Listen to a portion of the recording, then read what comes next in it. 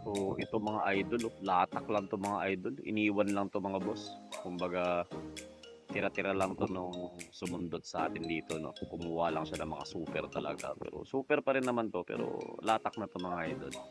Isipin niyo kung gaano ka-super yung mga kinuha niya pang timbangan, ito iniwan niya lang.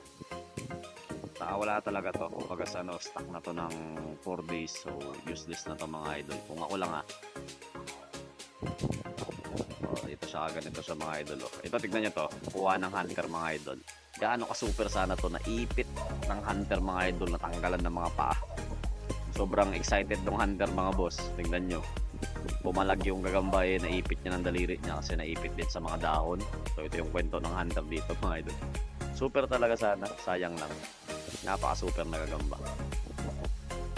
Nakapansin niyo naman sobrang haba eh. Dami talaga sa haba. Tapos ito mga idol, oh. Ganda talaga ngayon mga boss. Sabi ko, timbang kulot mga idol. Pero ito kahit sa super timbangan, lalaro to mga idol.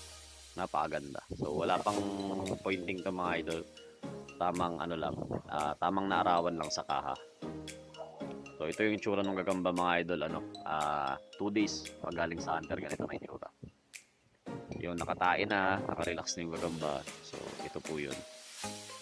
And then makikita nyo dito mga idol, ito yung malalaking mga pangtimbangan talaga. Yan nyo gano'ng kaganda yung mga kulay ng mga materyales. So, extension talaga mga boss. Ito na kasi nauuso ngayon, no? Wala na kasi masyado yung hackfight ngayon, parang mapipace. Hindi naman siguro mapipace out, pero parang doon na rin papunta. Kasi syempre sobrang kunat din ng iba talaga eh. Kasi ito yung mga pang ano, pang picture talaga. So ito OS to jumbo size mga idol, 7 win streak tong nagawa nitong gagamba na to. Malaki-laki pera din na ibigay na ito mga boss, pero retired na, kumbaga alaga-alaga na lang, nasa pamugan na lang. So never ko lang nilaro ulit mga idol. Napakagandang gagamba, pwede din ilaro timbangan, pero pinagpahinga na natin. So yun lang mga idol, comment kayo mga boss.